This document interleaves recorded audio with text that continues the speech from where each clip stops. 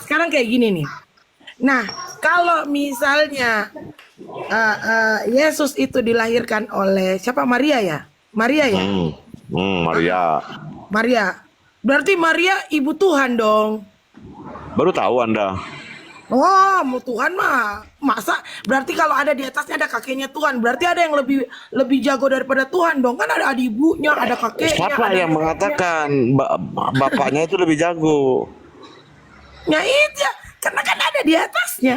Lebih jago atau tidak dilihat itu dari Dia perbuatannya, bukan kalau dari orang yang lebih tua. menciptakan Ini konsep apa Tuhan, ini yang lebih tua, yang lebih kalau jago? orang menciptakan Tuhan, berarti Tuhan itu diciptakan, bukan ada. Berarti saya bisa juga dong sebentar menciptakan Tuhan. Bisa, makanya disebut orang kafir, orang kayak gitu. Innalladzina kafaru Astagfirullahaladzim. lil ahlil kitab. Ketika Anda membuat Tuhan atau membuat Alkitabnya sendiri atau hukum sendiri itu disebut orang kafir. Menutup tentang kebenar hukum-hukum yang nyata. Membuat hukumnya sendiri, ahli gitu. Enggak. Kitab dari kata Kalau Anda mengatakan tadi Injil itu Isa sendiri, kalau gue mau mengatakan Al-Quran itu kan artinya, Injil itu bahasa Yunani. terus Anda pakai apa? Bahasa bahasa sononya itu Mesia atau kabar Nah, gembira. Kelahiran Isa itu pun itu sudah bagian dari kabar gembira. Bahasanya di mukmin itu bentuk risalah. Makanya ditulis di surat Maryam 30, kelahiran Isa itu bersamaan dengan Alkitab, bukan hari-harinya berupa buku gitu. Jadi kelahiran Isa itu sendiri bagian dari risalah, bentuk dari risalah. Atau Injil itu ya, sendiri bahasa sana. nah sudah. Oke. Bilang Injil buku siapa? Gua, Jadi sumber Selamat hukumnya sore. adalah Injil atau Isa itu sendiri. Apa yang dikatakan Isa dan diperbuat dijadikan landasan hukum. iya, tapi Isa nggak Makanya pernah mengatakan bahwa dirinya adalah Tuhan. Coba Anda tahu Tuhan sebutkan nggak? satu Ya Anda tahu saja Tuhan ayat, nggak? satu saja ya, Ya yang apa ada di Tuhan itu? Injil yang mengatakan bahwa Ya dia itu Tuhan itu Tuhan. apa? Ya pencipta kita, Oh Tuhan pencipta. alam dan bumi, kayak Nah, gitu. itu pencipta itu Kalau namanya kalau Kholik, kok bukan Robbu. Tuhan itu terjemahan dari Robbu, Robbi. Itu Bang Tuhan Babibu, terjemahannya. Bang Kalau Babibu gini pencipta gini itu aja. Kholik. Bang Babibu kayak gini aja nih Bang, ikutin saya ya, asyhadu alla ilaha illallah wa asyhadu anna muhammadar rasulullah. Nah, ashadu Yesua anta ilahi. Ikutin saya Bang, Bang. bang, Kok urusan baca mantra heran aku sama kalian itu. bang. Nah gimana? Bang, Babi Bu. Gimana bang? Bang, tadilah balik tadi bang, jelaskan aurat sesungguhnya tuh gimana dalam Islam bang. Ya aurat itu apa? Itu dulu jabarkan dulu. Baru Anda Nah, bisa menjelaskan yang ditutup itu, yang dihijab itu apanya, auratnya. Aurat itu apa? Kalau dimaknai tubuh, ya mata kamu itu bagian dari tubuh kamu tutup sekalian. Aurat itu kan nah, ada yang lain kah selain tubuh itu? ada Nah, itu dia. Nah, bang, jelaskanlah bang. Harus aib paham bang. yang Hah? menyebabkan apa ya aib itu ya, yang menista gitu, yang menimbulkan perbuatan nista itu tutup. Contohnya pantat perempuan itu kan menimbulkan perbuatan yang keji, itu sudah tutup gitu loh. Dada perempuan yang berlekuk-lekuk pada perempuan itu cenderung menyebabkan kemungkaran. Makanya itu tergolong aurat, itu disuruh tutup.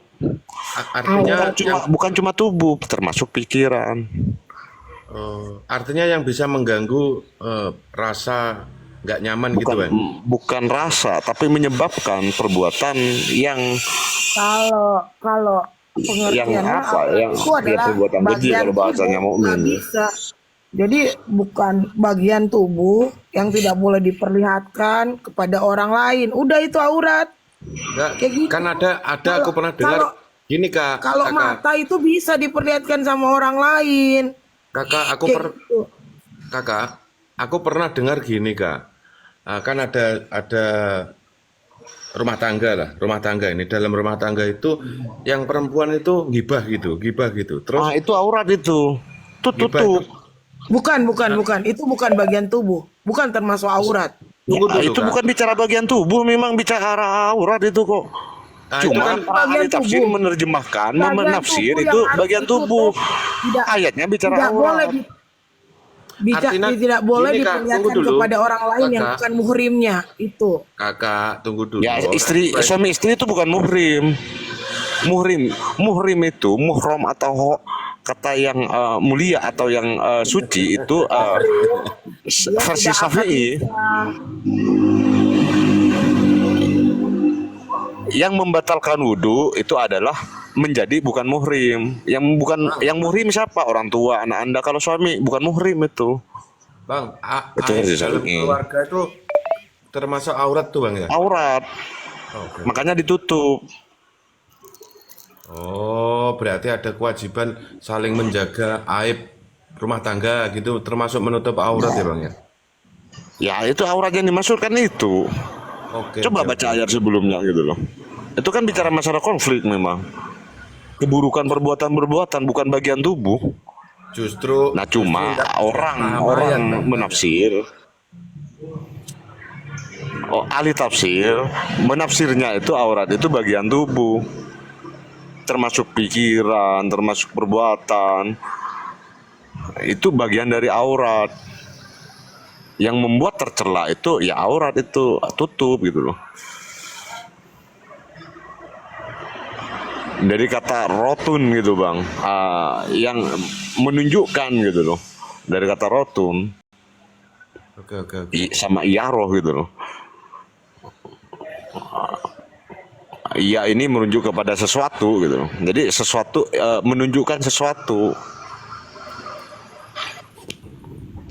Fondasi katanya, akar katanya gitu loh. Cuma disematkan kepada hal yang buruk.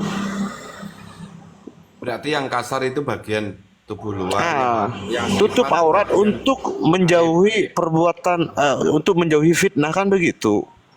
Oh, itu dibilang. Oke Bang. Beberapa ahli tafsir yang menjelaskan itu Oke Bang. Ini baru. supaya tidak berasumsi-asumsi gitu loh. Berarti aurat itu bukan cuman anggota tubuh kasar gitu Bang ya, termasuk Bukan, anggota tubuh sifat. pun bagian juga termasuk gitu loh. Ketika Termasuk Anda menunjukkan bagian yang menyebabkan kebatilan, itulah juga termasuk gitu loh. Ketika Termasuk Anda menunjukkan bagian yang menyebabkan kebatilan, itulah juga termasuk gitu loh. Ketika Termasuk Anda menunjukkan bagian yang menyebabkan kebatilan, itulah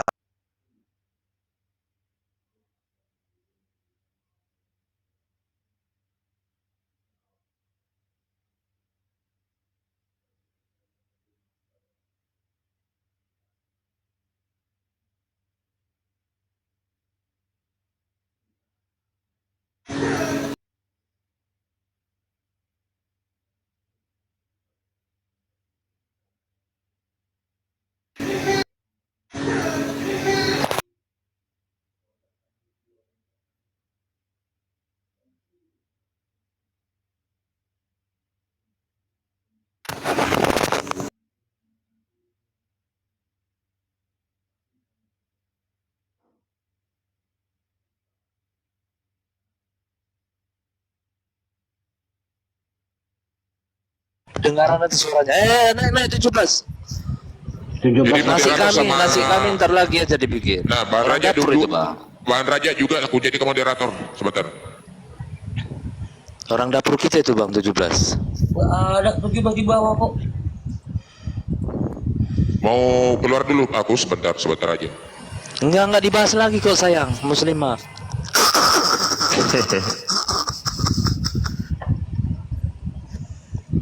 Wah, juga sandal sih. lagi dibawa dia. Jendal. Enggak perlu, jendal saya Medan Belawan itu besar sebelah jaga-jaga. Nah, TTC 17 sudah jadi Ini momot juga ya. lagi. Kalau bikin enggak usah jadi moderator. Kayak Yesus kayak teh celuk. naik turun naik turun. kayak kayak Yesus.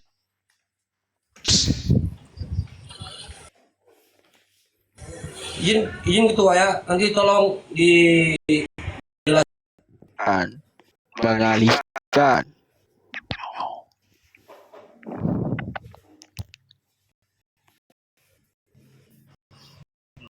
Kami nggak sembah kita.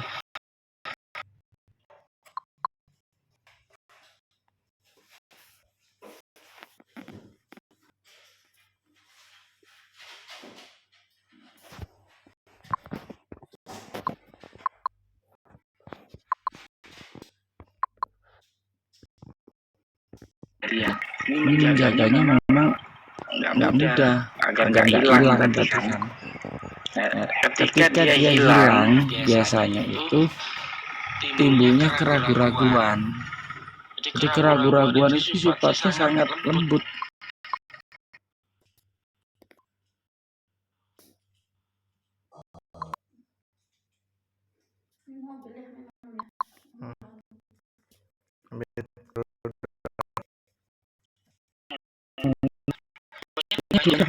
Hanya saja kita bisa nggak mengolah pemahaman. Ketika tidak bisa mengolah, maka anak-anak ini kabur. Karena tujuan anak-anak itu sendiri agar kita bisa mengendalikan, bisa menerima pendapat orang, bisa bijak kita bersikap. Ini amanahnya harus dijaga, baru mendapatkan amin.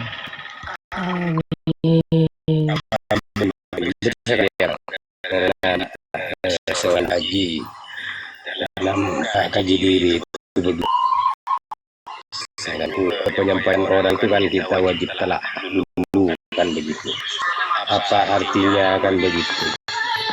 Kadang-kadang orang ya istilahnya itu banyak menyalahkan saya itu kemarin di Koman. Bahasa Arab itu kan bahasa misalnya Bismillah. Bismillah itu dengan nama Allah kan gitu kan. Artinya Indonesia dengan nama Allah kan gitu kan. Itu baru bahasa bilang saya. Bukan saya menyalahkan, itu memang baru bahasa. Atau ayah Ustaz cari gitu loh. Ya. Artinya katanya ya, artinya tanyakan sama apa ya, sama orang-orang yang paham dengan Bismillah, bilang saya begitu. Kalau saya nggak paham, bilang saya begitu, Kang. Ya, kan lanjut, Kang.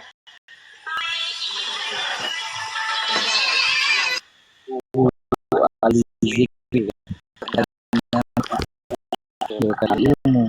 Jadi Siti di sini adalah orang-orang yang mempunyai kesadaran, orang-orang yang sudah mempunyai pengalaman berkompeten, atau orang yang sudah mengalami.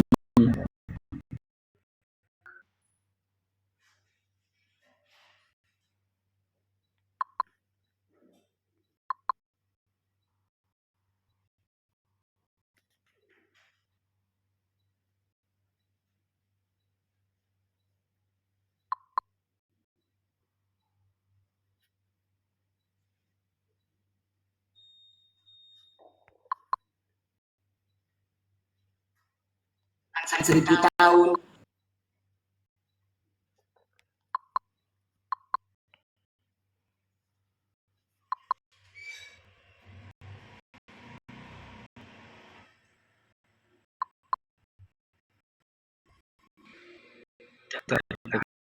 Tidak disuarakan tinggi, aku menjadi alhamdulillah. Dikupas lagi, ternyata Bismillah ini mencakup semua isi Al-Quran, semua kisah-kisah para nabi, kemudian tentang hikmah tauhidan dalam Al-Quran. Hakikatnya terhimpun dalam makna Bismillah itu sendiri. Dan semua yang terhimpun di dalam Al-Quran dari Bismillah itu, kalau kita melihat pada kenyataannya, kehidupan ini hakikatnya, kalau kita pelajari, kita ambil hikmahnya, kita pelajarannya, itu hanya ada di dalam makna Bismillah.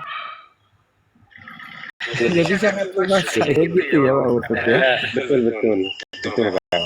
Karena Al-Quran yang 70 juz itu kan dirangkum kepada Al-Fatihah, apa dirangkum kepada Bismillah tadi. Bismillah tadi dirangkum pada bapak dan ibu sebenarnya. Dua-duanya itu. Di situ kan ada huruf alif ya. Huruf alif. Karena di situ alif itu bapak, ba itu ibu. Kalau penafsiran saya ini, tahu kalau yang lain. Saya lanjut. Bismillah itu tidak bisa secara mentah saja, tapi kita bisa mengambil sensi kemudian dalam Bismillah. Hati-hati dari Bismillah itu ada dalam huruf ba. Huruf ba ini rahasianya di satu titik. Satu titiknya dari satu makna yaitu alif. Jadi awal, maka alif dikatakan bapak dalam arti ini adalah tentang asal usul kejadian. Semua huruf asalnya dari alif dulu, baru ketemu ba. Maka dari ba ini, alif ini tersimpan dalam satu titik. Maka dari ba inilah bismillah, awal dari huruf ba ini, awal dari huruf bismillah ini adalah ba. Maka ba ini dikatakan induknya atau ibunya dari semua huruf. Dan bapaknya, nah bapaknya yang mana? Bapaknya ya ada di titik ba itu sendiri, yaitu dari makna alif tadi.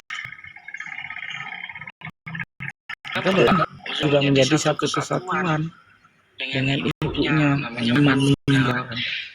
Satu kesatuan dalam falsafah huruf disimpulkan dalam makna huruf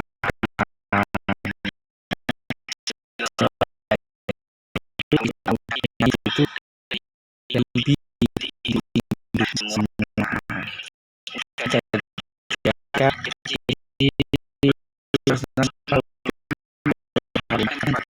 pada tubuh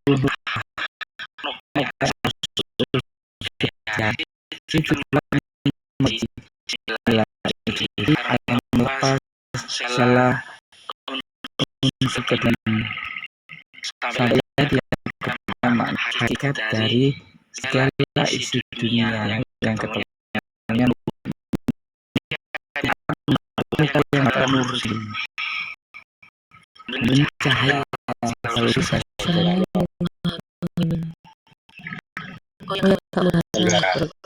Kajian ini kan kebanyakan orang apa ya tidak sampai ke kalian cuma mengaji hukum begitu.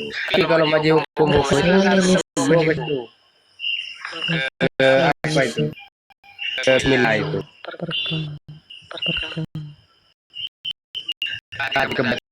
Enggak mungkin sampai kecuali orang-orang yang tertentu, orang yang belajar tentang di masjid, di majelis ilmu yang mengajarkan apa ya secara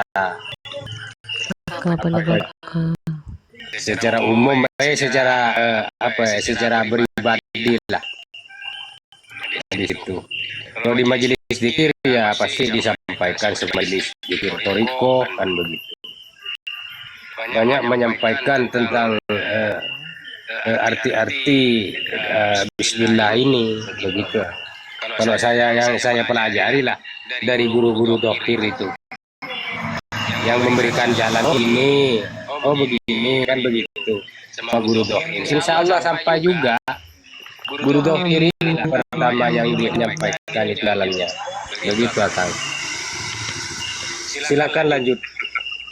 Benar Pak Murtad. Jadi kalau kita mengkaji ila sautin wala harfun, kita panggil Pak Murtad. Kalau Pak Murtad enak, Pak Murtad aja. Biar yang termuter.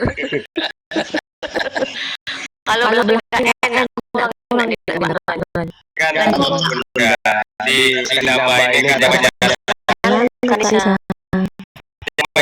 saya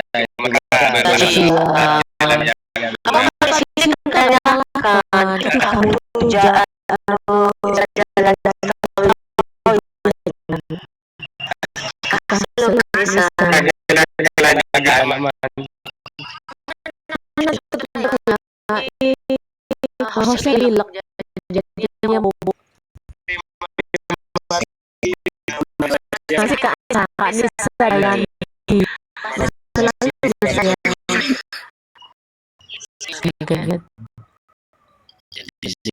Nanti yang berapa jam 7 tahun atau apa?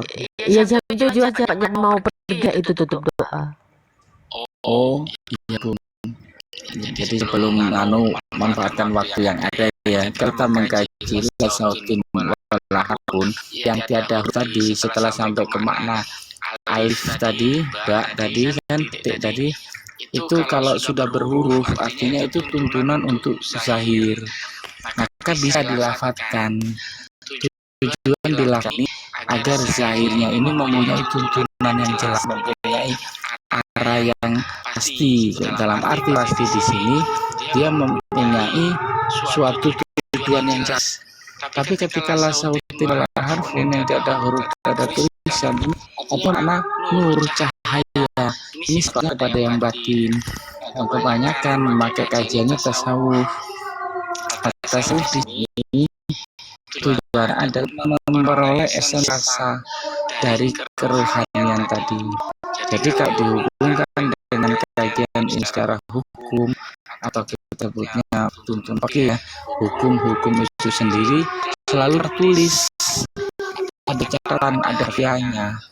Maka memandang kepada segala yang ada makna hukum, memandang kepada hal kenatnya ya hukum Allah, kan orang mengatakan itu hukum Allah bermakna sunnatullah, ini kodrat atau hukum sunnatullah yang Allah tetapkan. Ini tertulis karena memang diberikan tuntunan, ada asli-aslinya, agar orang-orang generasi mendatang itu bisa memperoleh faedah pelajaran yang disebut dengan kaidah ilmu. Sesuatu yang tidak tertulis atau yang tersirat itu juga pada yang batin. Ini maknanya sampai kepada cahaya. Lasauddin Walahapun. Kajian yang yakin, yang tertulis masih yakin. Yakin ini menuntun jasmani, ainul yakin menuntun rohani. Ketika rohani dan jasmaninya sudah tertuntun, sampailah kepada hakul yakin, hanya zahir dan batinnya tiada lagi keraguan, maka sempurna kepada yakin. Setelah kepada yakin, artinya menemukan dari sekarang jadi tersurat dan tersirat. Itu benar ada yang juga yang tersirat. Ini kesatuan yang utuh. Ada sesuatu yang tersirat, pasti ada yang tersurat, karena yang tersurat ini sebagai hujah dari yang ketika menemukan yang tersurat saja harus kaji lagi yang tersiratnya apa. Ini saling menjemahkan, maka syariat dan hakikat ini adalah satu kesatuan yang utuh. Maka untuk memahami syariat dan hakikat pada tokoh torek ini harus punya tujuan yang jelas, namanya makrifat. Maka torek ini selalu diganti dengan toreko makrifat. Kalau syariat ini diganti syariat hakikat. Syariat dan hakikat satu kesatuan, toreko dan makrifat satu kesatuan.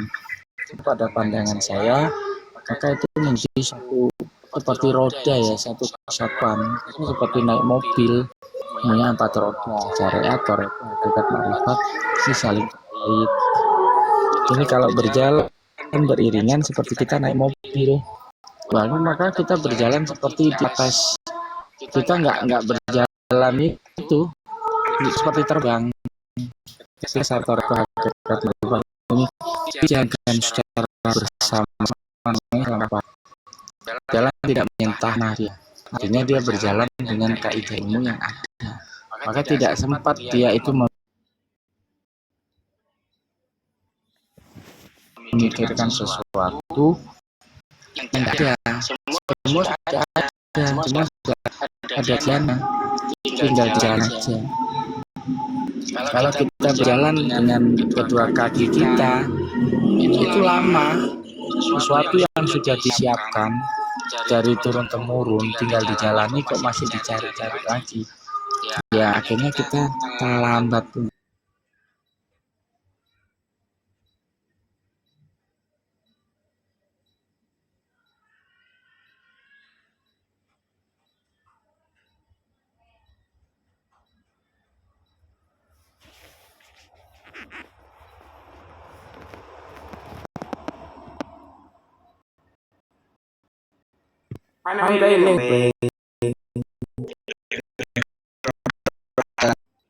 Bilang itu dalam hadis qudsi Rasulullah memberikan hidup ketika ini satu kesatuan yang tidak bisa antara di alam dan tentang ketuhanan itu sendiri tidak terpisah, mana ahad. Ketika sudah ketemu ahadnya, maka kita masuk cahaya rujukannya petunjuknya Al-Quran itu di surat An-Nur ayat 35. Allah mengurus samawati wal ard hingga akhir ayat yang kurang lebih artinya Allah adalah pemberi cahaya langit dan bumi. Jadi kita menjadi bagian dari cahayanya Allah yang ada di antara langit dan bumi itu sendiri. Dan kita bisa melintasi kita dengan kekuatan di sultan. Ya, kekuatan yang ada pada diri manusia ini letaknya di mana? Bukankah manusia tiada daya dan upaya dari asas kehendak Allah?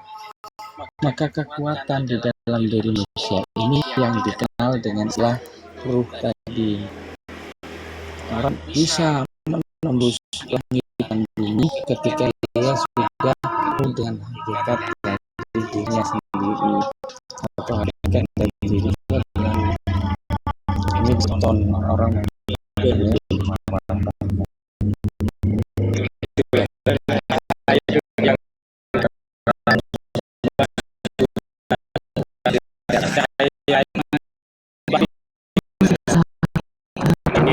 gitu.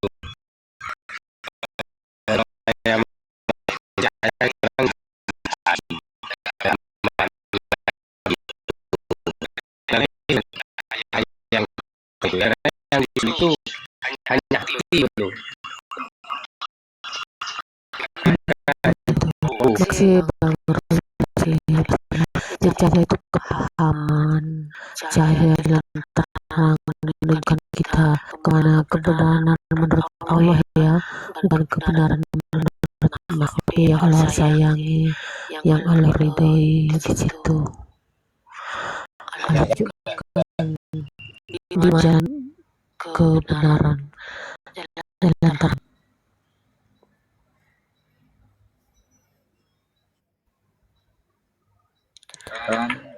Di situ bisa menjadi obat ya. Jadi sifat, ketenangan, kedamaian, kesejahteraan di situ.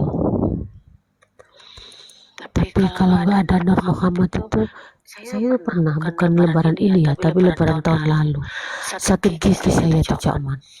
Terus itu malam-malam sakitnya itu jam 10 kan nggak mungkin kita ke dokter ya. Terus itu gigi. Kamu tuh sebenarnya dengan apa gigi? Aku tuh nggak bisa apa-apa tak gituin. Kamu sembuh sendiri, kata gigi itu. Coba cari itu jeruk nipis. Oh, kalau jeruk ada, jangan sebelumnya itu tak gini. Kamu sembuh sendiri ya, tapi sembuhnya itu yang ada di rumahku gitu. Jangan. Biasanya kan kalau yang beriman itu obatnya itu sekitar kita, nggak jauh itu ada. Gitu. Terjadi sendiri tuh gigi. Itu jeruk nipis. Oh, kalau jeruk aja ada di kulkas gitu, tak irisin itu sembuh itu. Akhirnya ih makasih gigi, kamu ini sendiri ya gitu, kamu tuh harus mandiri tak gituin. Cahaya itu terang, cahaya itu jelas, cahaya itu nyata. Iya, nyata kebaikannya, nyata kearifannya, bukan nyata bentak-bentaknya gitu ya. Kalau nyalah-nyalahnya orang, dia kalau sudah benar, nggak boleh begitu. Betul Bunda. Jadi terangnya itu menjadi pelindung.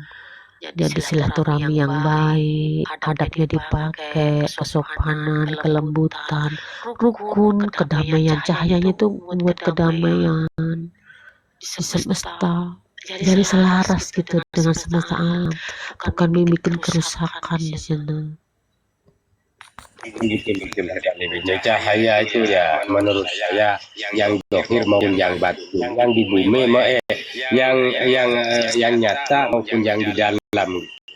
Yang jahat dan yang batin. Ya betul. Jahat iya, batin iya. Jadi terangnya itu membuat kedamaian, kerukunan, membuat obat. Jadi bukan menjadi penyakit di suatu kampung di situ. Jadi cahayanya itu terang, membuat keselamatan, bukan petaka di sana.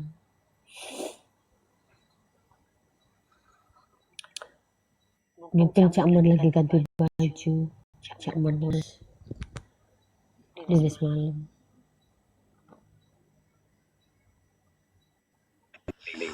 Di bumi ini kan yang namanya di bumi ini kan dohir. Cahaya yang di langit itu kan batin. Cahaya yang abadi, yang tak nampak di mata johir itu cahaya yang abadi. Iya betul. Yang kekal, yang harum, yang bagaikan kasturi, minyaknya itu nyala, tak pernah padam. Kalau diri yang johir ini kan barang mati dan dihidupkan oleh yang batin itu, yang selalu bako, yang akan kekal. Maka kekalnya di sini yang johir ini mendoakan, maka semuanya Allah selamatkan, maka Allah bahagiakan. Itu harus dijohirkan, sehat, selamat. Jadi saya itu dari dulu nggak mau, meskipun bapak saya dokter, saya nggak mau obat dari dokter. Ke rumah sakit aja saya tentang dulu itu. Karena apa? Ilmu Allah itu lebih dari itu, lebih ilmu Allah itu dahsyat. Kan saya bilang pohon itu bisa ngomong, maka tanahlah pada rumput yang bergoyang. Itu benar. Jadi tanaman ini untuk apa? Jadi dia ngomong sendiri. Itu kalau kasar, kalau enggak ya ikutin aja.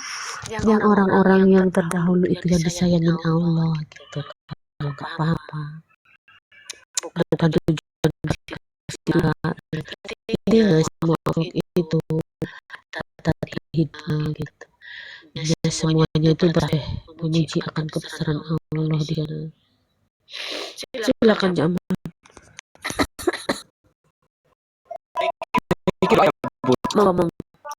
Ya mohon maaf ya teman-teman KO dulu, kalau Bunda mau istirahat soalnya lagi sakit. Semoga amal kita tetap istiqomah ya. Amin. Berkahi ya. Amin. Biar berkah sebelum acara ditutup kita berdoa sama-sama ya. A'udzubillahi minasyaitonirrajim. Bismillahirrahmanirrahim. Allahumma sholli wa sallim wa barik ala Muhammadin nurisat wa saril hisair asma'i wa sifat wa ala alihi wa sahbihi. Allahumma inna nas'aluka ridhoka wal jannah wa na'udzubika min sakhatika wan nar. Allahumma inna nas'aluka salamatan fid wal afiyatan fil jasad wal ziyadatan fil ilmi barakatan fil rizqi wa taubatan fil maut wa maghfiratan ba'dal maut. Allahumma hawwin alaina sakaratul maut man najatan min al-afnan. Atina fid dunya hasanah wa fil akhirati hasanah wa qina azabannar. Sallallahu alaihi Muhammadin nabiyyi wa ala alihi wasallam. Subhana rabbika rabbil izzati amma yasifun, salamun alal mursalin, walhamdulillahi rabbil alamin. Wa minkum. Assalamualaikum. Makasih Kak Nevi dan semuanya, Kak Heni. Makasih juga Jaman, makasih Kak Sofia, Kak Heli, semuanya. Allah berkahi, Allah rahmati sepanjang masa. Semoga kita bisa bertemu dalam kesehatan lafiat, tak kurang apa-apa. Assalamualaikum warahmatullahi wabarakatuh.